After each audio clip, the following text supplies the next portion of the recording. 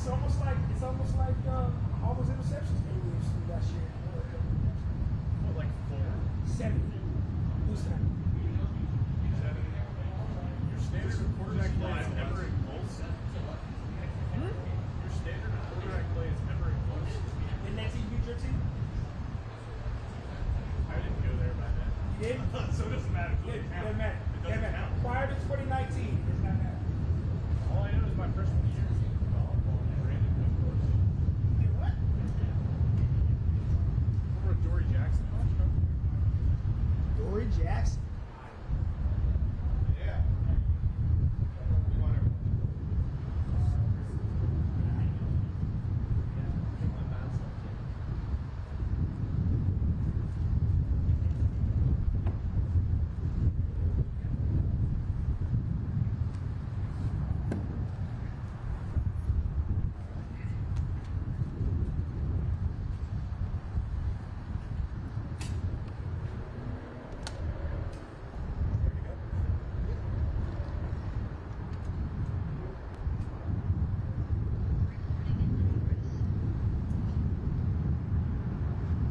Good afternoon, everyone. Joined by Huntsville City FC Director of Soccer Operations, Matt Cairns, Huntsville City FC Managing Director of Business Operations, Chad Emerson, Huntsville City FC's newest head coach, Chris O'Neill. Chad, I'll let you start. Talk about this exciting day in our club's history. Yeah, welcome everyone. Thanks for joining us here at beautiful Wicks Family Field at Joe Davis Stadium. Really exciting time for the club. We have, we think, one of the absolute best coaches in soccer, in Next Pro, joining us, kicking off on Saturday. It's going to be a beautiful match on Saturday. Fireworks return, a lot of great players, and of course our awesome new coach. So I want to welcome you, Chris, to the Rocket City. Thank you. Matt, would you like to say some words about Coach O'Neill? Yeah, thanks everyone for coming, and obviously we're delighted to introduce Chris O'Neill as the new head coach of Huntsville City FC. It was a very thorough process to find the right person, and in Chris we believe we've got one of the best player developers in the country. His track record speaks for itself. He's worked with Sporting Kansas City, Inter Miami, worked with a number of MLS homegrowns, had huge success with his teams on the field and results as well. We believe with our talented roster, we've now got one of the best coaches in the country, and look forward to seeing his work with them and the team overall. Chris, I'll let you have the floor. What would you just like to say to Huntsville City FC fans about this opportunity? First, I would like to thank Matt and Chad for the opportunity. I'm extremely excited for the fans. The players are excited. We feel a renewed sense of energy, excitement, and we're ready to see everyone out at the Joe this Saturday. With that, I'll open it up for questions. Nick, would you like to go first? Sure. Coach, welcome to Huntsville. Thank you. You're not new to the Yellow Hipper State. You started your college career for 3 years down at UAB. Did you ever imagine coming back to Alabama, and what was that phone call like when you found out you got the job? Yeah, no, I loved Alabama when I was here. I think it's a fantastic state. I didn't imagine it, but the opportunity presented itself. It's a fantastic opportunity. The project here is extremely exciting, and the support that this city has shown this club so far has been absolutely incredible. And I think it's one of the most unique atmospheres in this entire league, and it's extremely exciting to be a part of. In the press release, you said you were intrigued by the top tier talent, I believe you called it. What about this year's group has excited you of things you can improve upon in the future? So one is, I think that we have players that are willing to learn. They're willing to try. They're willing to give effort. All the games this year, I know some of the results haven't gone exactly the right direction, but the players seem to keep fighting. They show bravery. And I look at the last game that they had. It's tremendous to continue to build off of. The potential for them to rise to the top is there. It's just about developing the right habits and going about things in the right way consistently. And the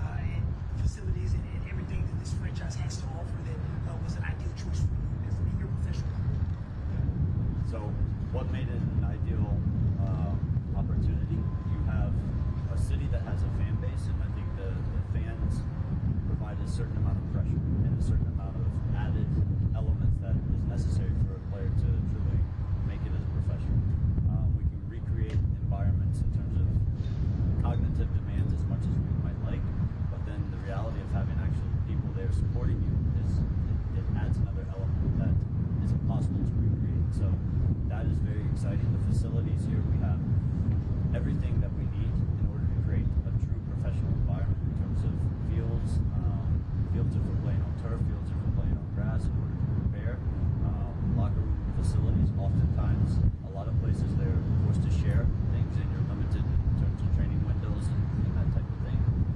Here we have no real limitations, and the movement from players between Nashville and Huntsville is very smooth. It's a clean process, and you have all the right tools, ingredients for high-level player development. Philosophy is one thing, and that'll take care of itself in the next couple of weeks and in the duration of your tenure here. I just wanted to ask, just the first couple of weeks, just goals for you with this organization, your players moving forward as they continue to kind of develop under what you want to try to accomplish. Yeah, so for the next couple of weeks, I think it's I've been fortunate, and it's very rare in a situation in a club standpoint that the first team head coach and the second team head coach come in at the same time. So we have a unique opportunity in terms of getting alignment with where we are here in Huntsville and what it looks like in Nashville as well. So it'll be about continuing to understand the game model and what ultimately our club wants to get to. But how do we make progress in terms of what the game model, game style that we want to play as a club, as I guess a combined collective club. Trevor? How much are you looking forward to that game against Nashville and see like what kind of crowd you want to see for that first major league team that will be in Huntsville since 1999, I believe? How excited are you for that? Yeah, that's going to be extremely exciting. I know the players will be very up for it. I think the fans, it's a unique opportunity that you have a MLS club coming into your town to see you. That doesn't happen often. So I think it'll be a one-of-a-kind night, and I imagine the place is going to be pretty packed. How do you feel like your MLS experience is going to help you continue to develop this roster? So it's a mix where I find a good balance of some players that have certain experiences, some players that have been in MLS environments, and with each player, what I've learned over time, they all have different motivations, and they all have different reasons for why they want to be successful, or why they want to be a player, and they all have different motivators. So in my experience, I've worked with kids of all different nationalities. They come from many different types of backgrounds. There's certain ones, the way that you talk to them, they can't be the same way that I would talk to you. So you have to find ways that you can find the right triggers for their motivation and how you push them to get the right response. So in my experience in MLS, you have a wide range of the type of player, kids that are from the U.S., from south of the U.S. In Sporting Kansas City, we were forced to rely a lot on outside ingredients. So our players came from all parts of the country. It was very small number actually ended up from Kansas City. In Miami, it was completely different. They came from all over the world. So it's a balance of how you manage and how you talk to certain players to get them all to buy into a certain vision and get them pointed in the right direction. And once that happens, then is when you see good football, good soccer. Working primarily with U17s and U15s, what does it take as a coach to sort of get through to guys that are that young? You'd be surprised how old some of them think they are. And I'm sure if anyone has teenagers, then they all know everything already, and it can be a very challenging time. But it's a process, and it's no different than essentially parenting. You're going to have to tell them, you say it one time, okay, you're going to have to say it 15 times before it hopefully sinks in, and then there's a hard lesson that they ultimately learn it from. So it's the pointing out and figuring out certain details, certain things that you can trigger, and you hope that you get the right response from them. But I think patience is an important thing, trusting the process and not being too quick to go away from a mistake, and being able to say, okay, he's going to learn from it, and we stick with what our vision is. And the more that you have consistency and the more that you have a vision, the more that you have a plan, then over time you start to see the wheels turn. Just got here earlier this week and already making your sideline debut in 2 days. What's that sort of going to look like? Yeah, it's been a whirlwind in terms of travel, relocation, everything. We had social media people were out asking about favorite parts of Huntsville so far. And, for me, I'm looking forward to seeing the Joe. I think Joe on the Sunday night is going to be my favorite part of Huntsville. But at the same time, all I've seen so far is the facility and my apartment that doesn't have a bed currently. Chad, I do want to ask you a question. Your organization and the franchise as a whole did its respective due diligence to identify someone to lead this franchise. I want to ask you, why was it so important for you, your front office, to take your time to make sure that you get it right and have someone that you can continue to have someone that can help develop these young men throughout the rest of the franchise and organization? Yeah, I really want to give Matt and Mike Jacobs, the entire NSC team, all the credit. I mean, they did an incredible job. I mean, we're on the business side, so we're looking forward to selling the success. But the Nashville team working, Matt's a great leader. When we talk about best in class, we think we have a best in class coach, best in class director of soccer operations, best in class front office. So it's just putting all those pieces together. So real kudos to the soccer operations and finding which we think is one of the elite coaches. Yeah, I think obviously with Nashville bringing in BJ, we wanted to make sure we were fully aligned as an organisation, and as I've already mentioned, Chris's work speaks for itself, but we wanted to make sure we went through a really thorough process, and Chris's attention to detail stood out from day one. He had to go through a few more conversations, but he just excelled throughout that. Obviously we were very familiar with his teams. Our academies have played against Chris's teams and had some difficult results against them, so all different people within our organisation have had great experiences of Chris O'Neill's work, and his personality shone through in the interview process as well. So it became a no-brainer for us, honestly. We wanted to make sure we took our time to go through the process, but Chris was a standout candidate throughout. Does anyone else have any questions? Coach, tell us about the first time you kicked the ball. The first time I kicked the ball?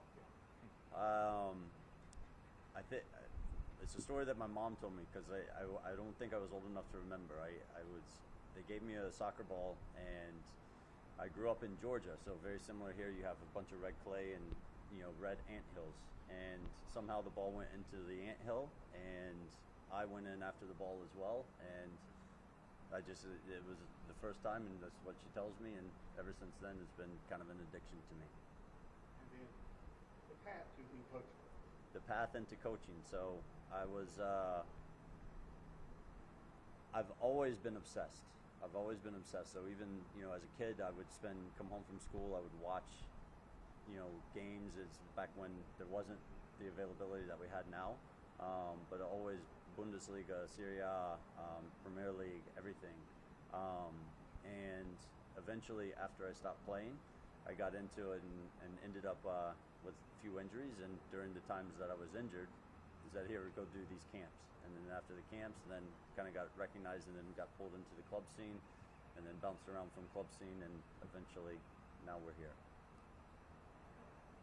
With that, we will conclude today's press conference. Thank you, everybody, for coming. The last two questions were the hardest. You didn't get blown away. Could you all stand